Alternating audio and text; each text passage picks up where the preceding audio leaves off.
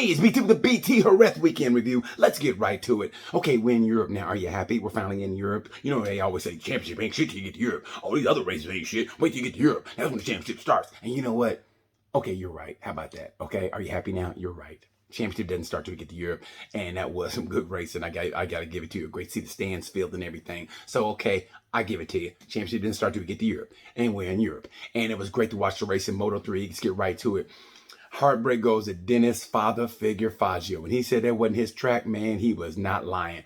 When do you see Fazio not even in the race? I mean, damn, bruh. I mean, he didn't. I mean, no points. Fazio, no points. It's going to be a great championship Moto3. I hope you guys are watching Moto3. Anyway, rider of the race goes to Ivan Guevara. That move he and Sergio put on Dennis on Chu. We're head on Chu going, which one of y'all passed me?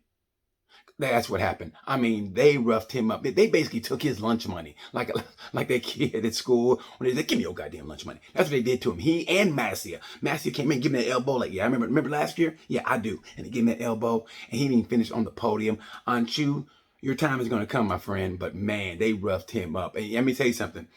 Garcia and Guevara fighting for the championship, they're going to put a wall up like Lorenzo and Rossi did back in the day. Because you got two kids under 19 fighting for a championship. Yeah, tell me how that's going to work out. All that testosterone. Yeah, they're going to still be buddies after this is all over. Whatevs. Anyway, let's go on to Moto2. Heartbreak goes to Furman Aldeguer. God damn, he can't win for losing. He can't buy a break. It's like he's a Kennedy. Anyway, it's like Jake Dixon took him out, and then Jake was like, "Man, what'd you do?" And he was like, "What? What?" Anyway, he basically Amber Hearded him. That's what he did. He shit the bed and blamed it on him. That's what he did. But anyway, Furman Aldeguer, I feel for him. But rider of the race, you got to give it to Aaron Canet. Man, I make fun of that little ex-con because looks like an ex-con. And actually, he's the nicest guy in the world. But what he went through, he had me crying, man. That was pain. Reminded me of Jorge Lorenzo when he, in Assen, when he broke his collarbone and came back and raced. And he was white as a sheet when he got off that bike because he was in pain. That's what that reminded me of, man. Props to Aaron Canet. That little dude is tough. But then you see all his tattoos, you go, yeah, he's tough. I mean, but he didn't only... he battled. He didn't just race to race. He battled for a win. He battled with that handicapped ass hand. Like he could have basically put a blue sticker on his bike and got parking up front. What he could have done. Seriously, that's how messed up he was, and he still got a podium. Man, props to him. They take his glove off. He was basically Richard Kimball from The Fugitive. He was the one-armed man, and what he did was incredible. So props to him. He's gonna ride the race. But let me tell you something. Agora got it. Because what he did was, it was Lorenzo like. He got the lead, and they were on his ass, and he increased the pace like Lorenzo used to do back in the day, back in 2009 and 10, when those boring ass races, when he would get the lead and it was done. It was a parade. That's what Agura did. Props to Agura. But the whole time Agura had the lead, you know, Taco was like, well, there goes my job. All right, I'm write this thank you note to LCR. Dear Lucio, thanks for all the good times. Sorry I didn't win a race. Signed, Taka. Peace. I mean, listen, it's going to sound kind of racist, but I mean, that's why I'm glad it's European. It's a little different, but and it just be why does it seem like all the Asian riders have to go to Honda? They have to go to LCR. Like there can only be one. You know what I mean? And that's LCR Honda. Like they can't go to other teams. You know what I mean? It's like all the Asians are fighting for that one seat. I mean, really? Like they can't go to, Repsol. Nobody rented Repsol or, maybe Yamaha. It's always just one seat. There can only be one. And so I hate to say this, but I think Taka's out and Agura's in. And if he wins the championship, yeah, that's pretty much writing on the wall. That being said, honestly, you're trying to tell me in the next 2 years, there's going to be enough seats, enough quality seats in MotoGP for Furman Aldeguer, Pedro Acosta, Tony Arbolino, Mr. Arbolino, and who else? And Celestino Vietti. I mean, just those four. I mean, there's going to be enough quality seats in MotoGP for that.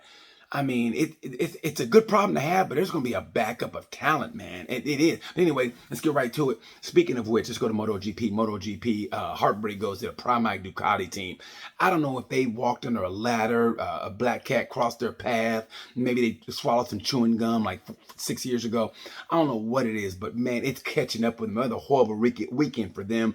Rider of the race goes to Miguel Oliveira. Started what, 24th, 26th, finished 12th. We didn't see that because the race was for third. Let me tell you something.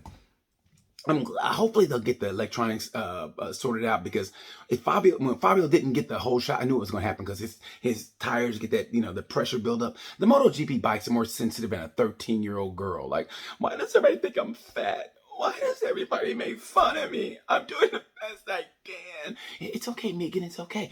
Formula One had that problem last year. Are you serious? Yeah, but they got to figure it out. Okay, thank you. I mean, that's what it's like. I mean, I knew Fabio was going to have that problem. I mean, he came back at the end. I thought he made it great. But in the end, remember last week I told you how, please quit showing the garage when they win. Quit showing the pit guy, the guy on the pit board. We don't need to see that shit. We know. Hey, Marquez, 0.4. We know he's 0.4 because we're watching the goddamn race. We don't need that. Just show the goddamn race. And the race was for third and the kind of championship. But you could split screen it. Can you split screen it? I mean, the technology nowadays is so great. You split screen. And by the way, look, here's, and also an aside, if you guys are watching the testing like dorks like me do, and you didn't get the testing option, I didn't buy the testing option.